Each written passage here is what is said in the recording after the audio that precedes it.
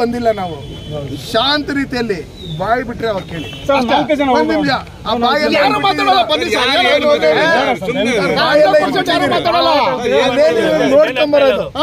ನೋಡ್ಕೊಂಬರಕ್ಕೆ ಯಾವುದೇ ಕಾರಣಕ್ಕೂ ಹೋಗ್ಲೇಬೇಕು ಸರ್. ಈಗ ನಮ್ಮ ರೈತ ಕೋಮು ಗಲಭೆಗಳ ಸೃಷ್ಟಿಗೋಸ್ಕರ ಈ ರಾಜ್ಯದ ಜನತೆ ನಿದ್ದೆಗೆಡಿಸೋದಕ್ಕೋಸ್ಕರ ಮೀರ್ ಸಾಧಕ್ ಅಂತ ಹೇಳೋಂತ ಜಮೀರ್ ಅವರು ಮಾಡ್ತಾ ಇರುವಂತ ಅನ್ಲಾಯಕ್ ಕೆಲಸ. ಆದ್ರಿಂದ ಈ ರಾಜ್ಯನ ಸುಭಿಕ್ಷವಾಗಿ ಇಕ್ಕೋದು ಇಷ್ಟ ಇಲ್ಲ ಅವ್ರಿಗೆ. ಹಿಂದೂ ಮುಸ್ಲಿಂ ಕೋಮು ಗಲಭೆಗಳು ನಡೆಸಬೇಕು, ಅದನ್ನ ಬೇರೆಯವರ ಮೇಲೆ ಹಾಕಬೇಕು ಅಂತೇಳಿ ಆ ಒಬ್ಬ ಮಾಡ್ತಾ ಇರೋ ಕೆಲಸ ಇಡೀ ರಾಜ್ಯನೇ ಇವತ್ತು ಕೆಂಡಮಂಡಲವಾಗಿ ನೀವು ನೋಡ್ತಾ ಇರ್ಬೋದು. ಪೊಲೀಸ್ ಎಷ್ಟು ಜನ ಇರ್ಬೋದು, ಇವರೆಲ್ಲ ಬರೋದಕ್ಕೆ ಕಾರಣ ಯಾರು? ಮಠಮಾನ್ಯಗಳು, ದೇವಸ್ಥಾನಗಳಲ್ಲಿರುವಂತ ಜಮೀನು, ನರಸಿಂಹಸ್ವಾಮಿ ದೇವಸ್ಥಾನ 4ನೇ ಸರ್ವೆ ನಂಬರ್ ಅಲ್ಲಿ ಇರುವಂತ ಜಮೀನುಗಳನ್ನ ಇವರು ಇವತ್ತು ವಕ್ಫ್ ಬೋರ್ಡ್ 9 ಎಕರೆ 13 ಕುಂಟೆ ವಕ್ಫ್ ಬೋರ್ಡ್ ಅಂತ ಬರೆಯಕ್ಕೆ ಯಾವ ಆದೇಶದಲ್ಲಿ ಆಗಿದೆ? ಇವನ್ನೆಲ್ಲ ಕೇಳೋದಕ್ಕೋಸ್ಕರ ಕೆಲಸವನ್ನ ನಮ್ಮ ರಾಜ್ಯದ ಅಧ್ಯಕ್ಷರಾದಂತಹ ವಿಜಯೇಂದ್ರಣ್ಣ ಅವರ ನೇತೃತ್ವದಲ್ಲಿ ಇವತ್ತು ಇಡೀ ರಾಜ್ಯದಲ್ಲಿ ಜನಪರವಾಗಿ, ರೈತರ ಪರವಾಗಿ, ಹಿಂದೂಗಳ ಪರವಾಗಿ ಇವತ್ತು ಹೋರಾಟವನ್ನ ಮಾಡುವಂತ ಒಂದು ನಿಟ್ಟಿನಲ್ಲಿ ಕೆಲಸವನ್ನ ಮಾಡ್ತಾ ಇದ್ದೇವೆ. ಇವತ್ತು ಯಾಕೆ ಚಿಂತಾಮಣಿಗೆ ಬಂದಿದ್ದೀವಿ ಅಂದ್ರೆ, ನಮ್ಮ ಮುನ್ಸಾಮಣ್ಣವರ ಒಂದು ನೇತೃತ್ವದಲ್ಲಿ ಈ ಭಾಗದಲ್ಲಿ ತಂಡವನ್ನ ಮಾಡಿ ರಾಜ್ಯದಲ್ಲಿ ಈಗಾಗಲೇ 3 ತಂಡವನ್ನು ಕೂಡ ಮಾಡಲಾಗಿದೆ ರಾಜ್ಯಾಧ್ಯಕ್ಷರ ನೇತೃತ್ವದಲ್ಲಿ. ಆ ತಂಡದಲ್ಲಿ ಇವತ್ತು ಜನರಿಗಾಗಿರ್ತಕ್ಕಂಥ ಅನ್ಯಾಯ, ಯಾಕೆಂದ್ರೆ ರಾಜ್ಯ ಸರ್ಕಾರ ಇವತ್ತು ಸನ್ಮಾನ್ಯ ಸಿದ್ದರಾಮಯ್ಯ ಅವರ ಸರ್ಕಾರ, DK ಶಿವಕುಮಾರ್ ಅವರ ಸರ್ಕಾರ ಒಬ್ಬ ನಾಲಾಯಕ್ ಮಂತ್ರಿಯನ್ನ ಇಟ್ಕೊಂಡು ಇಡೀ ರಾಜ್ಯದಲ್ಲಿ ಇವತ್ತು ಕೋಮುಗಲಭೆಯನ್ನು ಸೃಷ್ಟಿ ಮಾಡಲಿಕ್ಕೆ ಮುಂದಾಗಿರ್ತಕ್ಕಂಥ ಜಮೀರ್ ಅಹಮದ್ ಖಾನ್ ಅವರ ನೇತೃತ್ವದಲ್ಲಿ, ಕಾಂಗ್ರೆಸ್ನ ಒಂದು ದುರಾಡಳಿತ, ದಬ್ಬಾಳಿಕೆ ಒಂದು ನೇತೃತ್ವದಲ್ಲಿ ಇವತ್ತು ಚಿಂತಾಮಣಿಯಲ್ಲಿ ಕಾಣಿಸ್ತಾ ಇದೆ. ಒಂದು ದಲಿತರಿಗೆ ಅನ್ಯಾಯ ಆಗಿರ್ತಕ್ಕಂಥ ಭೂಮಿಯಲ್ಲಿ ನಾವು ವೀಕ್ಷಣೆ ಮಾಡ್ಲಿಕ್ಕೆ ಬಂದಂತ ಒಂದು ಸಂದರ್ಭದಲ್ಲಿ ಸರ್ಕಾರ ಅವ್ರದೇ ಇದೆ, ಯಾರು ಕೇಳೋರಿಲ್ಲ, ಹೇಳೋರಿಲ್ಲ, ನಾವು ಹೆಂಗೆ ಹೇಳಿದ್ರೆ ಹೆಂಗೆ ಅಂತ ಇವತ್ತು ಪೊಲೀಸ್ ಇಲಾಖೆನ ನಾವು ಬಂದಿರತಕ್ಕಂಥ ಬರೀ ಒಂದು 50 ಜನ ಇಲ್ಲಿ ಮುನ್ಸಾಮಣ್ಣ ಅವ್ರ ನೇತೃತ್ವದಲ್ಲಿ ಯಾವುದು ಸ್ಟ್ರೈಕ್ ಇನ್ನ ಮಾಡಕ್ಕೆ ನಾವೆಲ್ಲ ಇನ್ನ ತಯಾರಿ ಮಾಡ್ಕೋತೇವೆ. ಸ್ಟ್ರೈಕ್ ಮಾಡಿದ್ರೆ ನೀವು ತಡ್ಕೊಳಕ್ ಕೂಡ ಆಗಲ್ಲ, ಇದಂತೂ ಗ್ಯಾರಂಟಿ. ಚಿಂತಾಮಣಿಲಿ ಇವತ್ತು ವಿಶೇಷವಾಗಿ ಬಂದಿರತಕ್ಕಂಥದ್ದು, ನಾವು ಆ ಸ್ಥಳ ವೀಕ್ಷಣೆ ಮಾಡಿ ಏನು ನೆನ್ನೆ ನಡೆದಂತ ಒಂದು ಆ ದಲಿತರ ಮೇಲೆ ದೌರ್ಜನ್ಯ ಇರ್ಬೋದು, ಪೊಲೀಸ್ ಇಲಾಖೆಯವರ ಗಾಡಿಯನ್ನ ಕಿತ್ಕೊಂಡು, ಟ್ರ್ಯಾಕ್ಟರ್ ಕಿತ್ಕೊಂಡು ಅವ್ರಿಗೆ FIR ಮಾಡಿರ್ತಕ್ಕಂಥ ಒಂದು ಸಂದರ್ಭದಲ್ಲಿ ನಾವು ಅದನ್ನ ವೀಕ್ಷಣೆ ಮಾಡ್ಲಿಕ್ಕೆ ಅಂತ ಇವತ್ತು ಬಂದಿದ್ದೀವಿ. ಪರಿಶೀಲನೆ ಮಾಡಿ ರಾಜ್ಯಕ್ಕೆ ರಾಜ್ಯ ನಮ್ಮ ನಾಯಕರುಗಳಿಗೆ ವರದಿ ಕೊಟ್ಟು ಅದನ್ನ ಮುಂದಿನ ದಿನಗಳಲ್ಲಿ ಯಾವ ರೀತಿ ದಲಿತರ ಪರವಾಗಿ, ದೀನ ದಲಿತರ ಪರವಾಗಿ ಮತ್ತೆ ಎಲ್ಲ ಹಿಂದುಳಿದ ಪರವಾಗಿ, ಈ ಭಾಗದ ರೈತರ ಪರವಾಗಿ ನಿಂತ್ಕೋಬೇಕು ಅಂತ ಹೇಳ್ಬಿಟ್ಟು ಅದನ್ನ ಈಗಾಗಲೇ ನಮ್ಮ ಚಿಂತನೆ ನಡೀತಾ ಇರ್ತಂತ ನಮ್ಮ ಭಾರತೀಯ ಜನತಾ ಪಕ್ಷದ ಎಲ್ಲ ನಾಯಕರುಗಳು ಕೂಡ ಇಡೀ ರಾಜ್ಯದಲ್ಲಿ ಇವತ್ತು ಎಚ್ಚೆತ್ಕೊಳ್ತಾ ಇದ್ದಾರೆ. ಈಗಾಗಲೇ ಕಳೆದ 2 ತಿಂಗಳಿಂದ ಇವರ ಒಂದು ಏನು ಬೈ ಎಲೆಕ್ಷನ್ ಅಲ್ಲಿ ಗೆಲ್ಲುವಂತ ಮುಸ್ಲಿಂ ಮತವನ್ನ ಓಲೈಕೆ ಮಾಡಲಿಕ್ಕೆ ಕಾಂಗ್ರೆಸ್ನವ್ರು ಯಾವ ರೀತಿ ಹುನ್ನಾರ ನಡೆಸಿ ಇವತ್ತು ಸಾವಿರಾರು ವರ್ಷಗಳಿಂದ, 100 ವರ್ಷಗಳಿಂದ ಬಂದಿರತಕ್ಕಂಥ ಮಠಮಾನ್ಯಗಳ ಜಮೀನು ಇರ್ಬೋದು, ದೇವಸ್ಥಾನಗಳ ಜಮೀನು ಇರ್ಬೋದು, ಮತ್ತೆ ಏನು ದಲಿತರ ಜಮೀನು ಇರ್ಬೋದು, ಯಾವುದು ಕೂಡ ಬಿಡ್ತಾ ಇಲ್ಲ. ಸ್ಕೂಲ್ ಜಮೀನು ಇರ್ಬೋದು, ಯಾವ್ದನ ಇರ್ಬೋದು, ಸುಮ್ಮನೆ ಹಾಕಿದ್ರೆ ಒಂದು ಅಲ್ಲೂ ಯಾರನ್ನೋ ಒಬ್ಬನ ಉಣಿದ್ರು, ಒಂದು ದರ್ಗಾ ಅಂತ ಮಾಡಿದ್ರು, ಒಂದು ಒಗ್ಬೋರ್ಡ್ ಅಂತ ಅದು ಮಸೀದಿ ಬಂಡೆ ಅಂತ ಒಂದು ಮಾಡ್ತಾರೆ, ನಮಾಜ್ ಬಂಡೆ ಅಂತ ಒಂದು ಮಾಡ್ತಾರೆ. ಈ ತರ ಪಾಣಿಯಲ್ಲಿ ಎಂಟ್ರಿ ಮಾಡಿ ಇವತ್ತು ಅದನ್ನ ಕಬ್ಜಾ ಮಾಡ್ಲಿಕ್ಕೆ ಹೊರಟಿರ್ತಕ್ಕಂಥ ರಾಜ್ಯ ಸರ್ಕಾರದ ವಿರುದ್ಧ ಇವತ್ತು ಧ್ವನಿ ಎತ್ತಬೇಕಾಗಿದೆ ಬಂಧುಗಳೇ. ಇವತ್ತು ಇಡೀ ಚಿಂತಾಮಣಿಯಲ್ಲಿ ಇವತ್ತು ಏನು ರೈತರಿಗಾಗಿರ್ತಕ್ಕಂಥ ಅನ್ಯಾಯ ಈಗಾಗಲೇ ಕೊಟ್ಟಿದ್ದಾರೆ. ನಮ್ಮ ದೇವಾಲಯಗಳ ಜಮೀನು ಕೊಟ್ಟಿದ್ದಾರೆ, ಸುಮಾರು 9 ಎಕರೆ ಒಂದು ಜಮೀನಿದೆ, 4 ಎಕರೆ ಜಮೀನಿದೆ, 2 ಎಕರೆ ಜಮೀನಿದೆ. ಎಲ್ಲಾ ಜಮೀನುಗಳು ಮೊನ್ನೆವರೆಗೂ ಕೂಡ ರೈತರ ಹೆಸರಲ್ಲಿ ಬಂದಿರತಕ್ಕಂಥ ಜಮೀನುಗಳು. ಪಾಪ ರೈತರ ದೇವಾಲಯ ಜಮೀನುಗಳು, ಗರುಡ ಸ್ತಂಭ ಲಕ್ಷ್ಮೀ ನರಸಿಂಹಸ್ವಾಮಿ ದೇವಾಲಯ ಕೂಡ ಇವತ್ತು ವಕ್ಫ್ ಬೋರ್ಡ್ ಆಸ್ತಿ ಅಂತ ಹೇಳ್ಬಿಟ್ಟು ಸರ್ವೆ ನಂಬರ್ ಎಂಟ್ರಿ ಮಾಡ್ಕೊಂಡಿದ್ದಾರೆ. ನಾವೇನು ಹಿಂದೂಗಳೇನು ಬದುಕಂಗಿಲ್ವಾ? ಈ ಭಾಗದಲ್ಲಿ ಇಡೀ ಕರ್ನಾಟಕದಲ್ಲಿ ಇವತ್ತು ಭಾರತ ದೇಶದಲ್ಲಿ ಸನ್ಮಾನ್ಯ ನರೇಂದ್ರ ಮೋದಿ ಅವರು ಯಾವ ರೀತಿ ಇವತ್ತು ಸರ್ಕಾರ ನಡೆಸ್ತಾ ಇದ್ದಾರೆ ಅಂದ್ರೆ, ಇಡೀ ದೇಶನೇ ಈ ಕಡೆ ತಿರುಗಿ ನೋಡಬೇಕು. ನಮ್ಮ ಸನಾತನ ಧರ್ಮವನ್ನ, ನಮ್ಮ ಹಿಂದೂ ಧರ್ಮವನ್ನ ಉಳಿಸಿ ಇವತ್ತು ದೇಶದಲ್ಲಿ ಇಡೀ ಭಾರತವನ್ನ, ನಮ್ಮ ಇಡೀ ವಿಶ್ವವೇ ತಿರುಗಿ ನೋಡುವಂತ ಒಂದು ವ್ಯವಸ್ಥೆ ನಡೀತಾ ಇದೆ. ಜಿಕೊಂಡು ಎಲ್ಲ ಇದೆಲ್ಲ ಮಾಡ್ಕೊಂಡು ನಮ್ಮನ್ನ ಅವೇ ಮಾಡಕ್ ಬಂದ್ರೆ ಏನ್ ಪ್ರಯೋಜನ? ನೀವು ಮಾಡಿ ಯಾರಿಗೆ ಅನ್ಯಾಯ ಆಗಿದೆ ಅವ್ರಿಗೆ ರಕ್ಷಣೆ ಕೊಡಬೇಕು. ಆ ದಲಿತರು ಏನಲ್ಲಿ ಒಳ ಉಟ್ಕೊಂಡು ಅವ್ರೇನ್ ಬೆಲೆ ಬೆಳೀತಾ ಇದ್ರೆ ಅವ್ರು ಹೋಗಿದಾರಲ್ಲ ಇವತ್ತು ಅಕ್ಯುಸೇಷನ್ ಮಾಡ್ಕೊಳಕ್ಕೆ, ಅವ್ರ ವಿರುದ್ಧ ನೀವು ಮಾತಾಡ್ಬೇಕು. ರಾಜಕಾರಣದಲ್ಲಿ ಈಗಾಗಲೇ ಸಿದ್ದರಾಮಯ್ಯನವ್ರನ್ನ ವಾಪಸ್ ತಗೋತಾ ಇದೀವಿ, ನಾವು ಅದನ್ನೆಲ್ಲ ವಕ್ಫ್ ಬೋರ್ಡ್ ವಾಪಸ್ ತಗೊಂಡ ಸ್ಟೇಟ್ಮೆಂಟ್ ಕೊಟ್ರಲ್ಲ, ಇವತ್ತು ಯಾಕೆ ನೀವು ಹೋಗಿ ಅವ್ರ ಮೇಲೆ ಏನ್ ಮಾಡಬೇಕು? ಆ ನಿಟ್ಟಿನಲ್ಲಿ ಇವತ್ತು ಹೋರಾಟವನ್ನು ನಾವು ಬಿಡಲ್ಲ. ಈಗ ಇವತ್ತೇನು ಡಿಸೈಡ್ ಮಾಡಿ ನಾವು ಮುನ್ಸಾಮಣ್ಣವರು ಗೋಪಿಯಣ್ಣವರು ಎಲ್ಲ ಕುತ್ಕೊಂಡು ಡಿಸೈಡ್ ಮಾಡಿ ನಮ್ಮ ರಾಜ್ಯದ ನಾಯಕರ ಹತ್ರ ಚರ್ಚೆ ಮಾಡಿ ನಾವು ಏನು 2-3 ದಿನದಲ್ಲಿ ಉಗ್ರವಾದ ಒಂದು ಹೋರಾಟ, ಇವ್ರು ಸಾವಿರಾರು ಜನ ಪೊಲೀಸರು ಬರಬೇಕು, ಆ ರೀತಿ ಉಗ್ರವಾದ ಹೋರಾಟವನ್ನ ಮಾಡೇ ಮಾಡ್ತೀವಿ. ಜಮೀನನ್ನ ಉಳಿಸ್ತೀವಿ. ಯಾವುದೇ ಕಾರಣಕ್ಕೆ ವಕ್ಫ್ ಬೋರ್ಡ್ ಈ ಹೆಸರುಗಳನ್ನ ತೆಗಿಬೇಕು.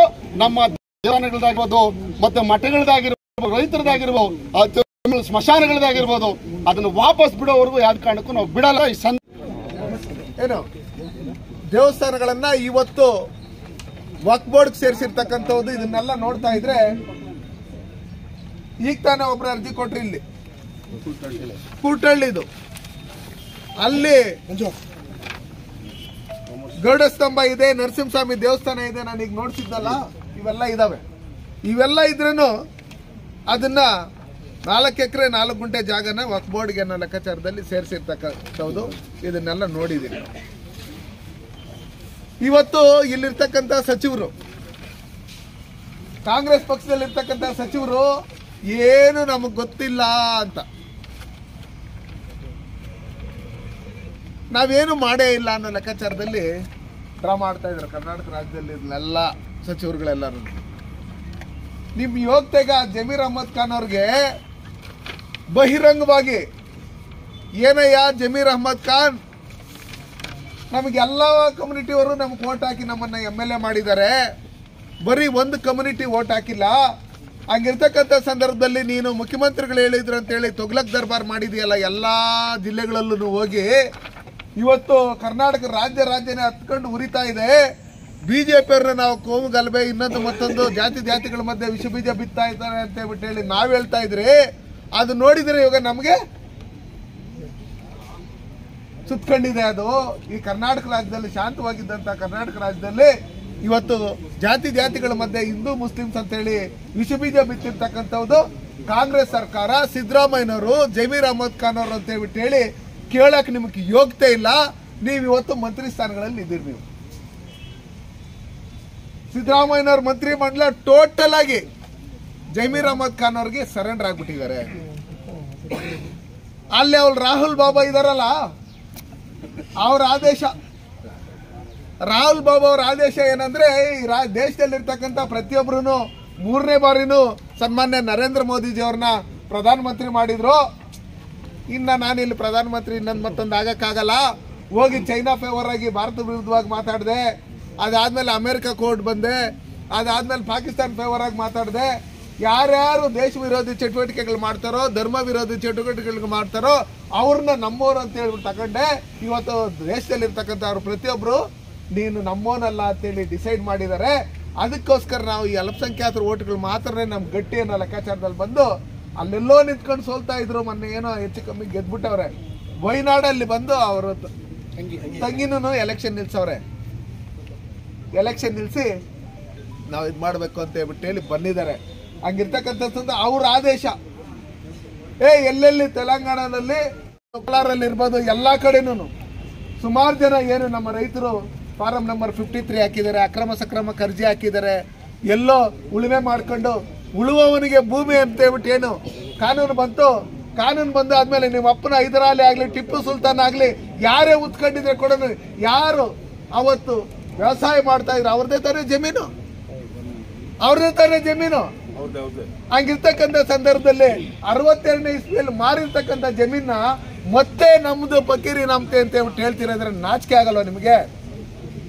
ಅದಕ್ಕೋಸ್ಕರ ನಮ್ಮಲ್ಲಿ ಇರ್ತಕ್ಕಂಥ ಚಿಂತಾಮಣಿ ತಾಲೂಕು ಇರ್ಬೋದು, ಶಿಡ್ಲಘಟ್ಟ ತಾಲೂಕು ಇರ್ಬೋದು, ಗೌರಿಬಿದನೂರು ಇರ್ಬೋದು, ಬಾಗೇಪಲ್ಲಿ ಇರ್ಬೋದು, ನಮ್ಮ ಚಿಕ್ಕಬಳ್ಳಾಪುರ ಇರ್ಬೋದು, ಎಲ್ಲ ಪ್ರಗತಿಪರ ರೈತರು, ನಮ್ಮ ಹಿಂದೂ ಪರ ಹೋರಾಟಗಾರರು, ಈ ದೇಶದ ಪರವಾಗಿರ್ತಕ್ಕಂಥ ಎಲ್ಲ ಪ್ರಜೆಗಳು ಬಂದು ಈ ಹೋರಾಟದಲ್ಲಿ ಭಾಗವಹಿಸಿ ನಾವೇನ್ ಡೇಟ್ ಫಿಕ್ಸ್ ಮಾಡ್ತೀರಿ ಆ ಡೇಟ್ಗೆ ನೀವೆಲ್ಲ ಬಂದು ನಾವೆಲ್ಲ ಒಂದು ಇಂದು ನಾವೆಲ್ಲ ಅಂತ ಹೇಳಿ ನೋಡ್ಸ್ಕೊಡ್ಬೇಕು. ಸನ್ಮಾನ್ಯ ರಾಜ್ಯಾಧ್ಯಕ್ಷರಾದಂತ ವಿಜೇಂದ್ರಣ್ಣವರ ನೇತೃತ್ವದಲ್ಲಿ ವಿರೋಧ ಪಕ್ಷದ ನಾಯಕರಾದಂತ ಅಶೋಕ್ ಅಣ್ಣವ್ರ ನೇತೃತ್ವದಲ್ಲಿ, ಛಲವಾದಿ ನಾರಾಯಣಸ್ವಾಮಣ್ಣವ್ರ ನೇತೃತ್ವದಲ್ಲಿ, ಇನ್ನು ನಮ್ಮ ಪಕ್ಷದ ಎಲ್ಲ ಹಿರಿಯ ಮುಖಂಡರುಗಳ ನೇತೃತ್ವದಲ್ಲಿ ನಾವೇನು ಹೋರಾಟವನ್ನು ನಂಬ್ಕೊಂತ ಇದ್ದೀರಿ, ಅದರಲ್ಲಿ ಸಹಸ್ರ ಸಂಖ್ಯೆಯಲ್ಲಿ ನೀವೆಲ್ಲ ಬಂದು ಇನ್ನು ಎಲ್ಲೆಲ್ಲಿ ಈ ತರ ಅನ್ಯಾಯಗಳಾಗಿದೆ ಆ ಅನ್ಯಾಯಗಳನ್ನ ಎದುರಿಸುವಂತ ಕೆಲಸಗಳನ್ನ, ನಮ್ಮ ಜಮೀನುಗಳನ್ನ ನಮಗೆ ಮಾಡಿಕೊಡೋವರೆಗೂ ನಿರಂತರವಾಗಿ ಹೋರಾಟ ಮಾಡಬೇಕು. ಅದಕ್ಕೋಸ್ಕರ ನಾವು ಅಹೋರಾತ್ರಿ ಧರಣಿ ಮಾಡ್ಬೇಕಂತೇಳಿ ಏನು ಕೋಲಾರದಲ್ಲಿ ಡಿಸೈಡ್ ಮಾಡಿದ್ರೆ, ಅದೇ ರೀತಿಯಲ್ಲಿ ನಾವು ಚಿಕ್ಕಬಳ್ಳಾಪುರ ಜಿಲ್ಲೆಯಲ್ಲೂ ಮಾಡಬೇಕು. ಆ ನಿಟ್ಟಿನಲ್ಲಿ ಎಲ್ಲರೂ ಒಗ್ಗಟ್ಟಾಗಿ ಯಾರ್ಯಾರು ನಮ್ಮ ಜಮೀನುಗಳು ಇಟ್ಕೊಂಡಿದ್ದೀರಿ, ದೇವಸ್ಥಾನ ಜಮೀನುಗಳು ಸುಮಾರು ವರ್ಷಗಳಿಂದ ಸಣ್ಣ ಪುಟ್ಟ ತಕರಾರುಗಳಿದೆ,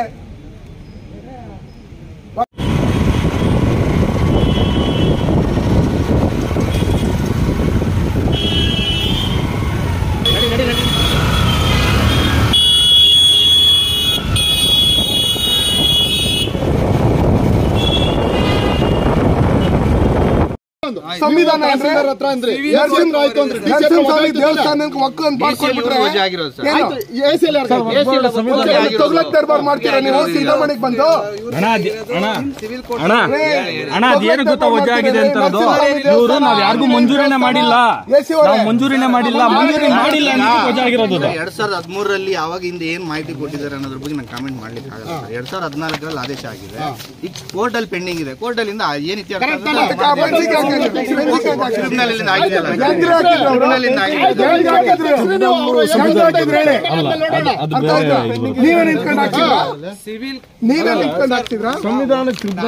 ಸರ್, ಯಾಕೆ ಇಷ್ಟೇ ಸರ್ ಹೇಳೋದು. ಕೋರ್ಟ್ ಅಲ್ಲಿ ಯಾರು ಮಿನಿಸ್ಟರ್ ಆಗಿದ್ರು ಅವರೇ ಮಾರ್ಕೊಂಡಿರೋದು, ಅರ್ಥ ಆಯ್ತಾ? ನಾ ಈ ರಾಮಾಯಣ ಕುಮಾರ್ ಇರೋದು ಅವರೇ. ನೀನ್ ಇದನ್ನ ಬಿಟ್ಟು ಅದಕ್ಕೆ ಹೆಂಗ್ ಫೆನ್ಸಿಂಗ್ ಆಗ್ತದೆ, ತೆಗ್ದಾಕ್ರಿ ಅದನ್ನ,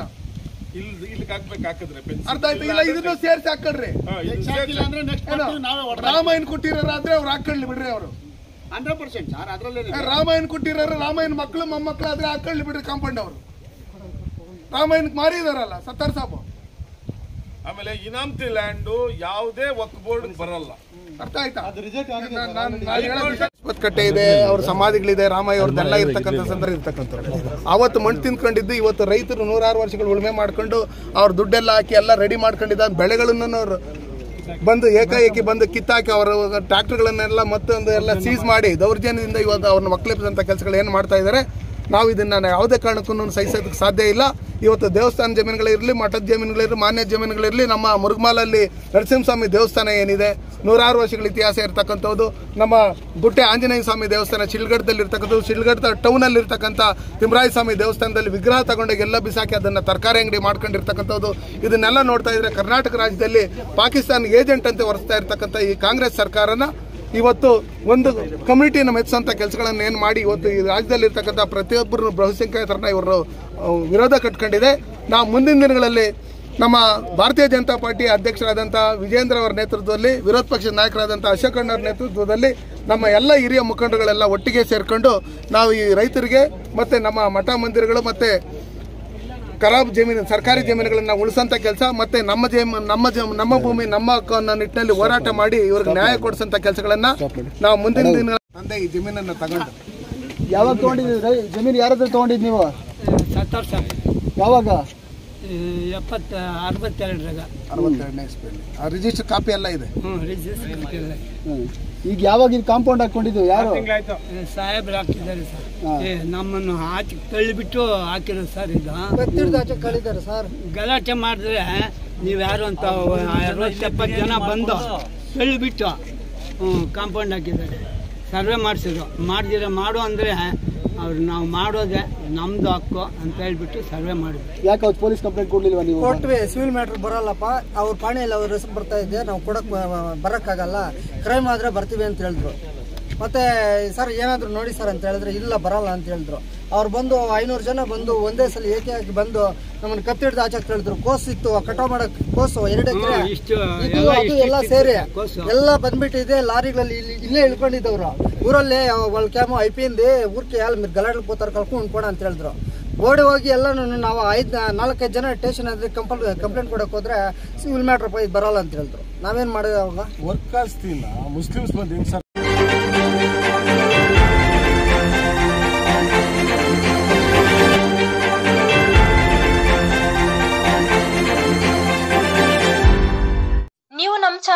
ಸಬ್ಸ್ಕ್ರೈಬ್ ಆಗಿಲ್ಲ ಅಂದ್ರೆ ಈಗಲೇ ಸಬ್ಸ್ಕ್ರೈಬ್ ಆಗಿ ಪಕ್ಕದಲ್ಲೇ ಇರುವ ಬೆಲ್ ಐಕಾನ್ ಕ್ಲಿಕ್ ಮಾಡಿ. ಮತ್ತಷ್ಟು ಅಪ್ಡೇಟ್ಗಳಿಗಾಗಿ ಫೇಸ್ಬುಕ್, ಇನ್ಸ್ಟಾಗ್ರಾಮ್, ಟ್ವಿಟರ್ನಲ್ಲಿ ಫಾಲೋ ಆಗಿ.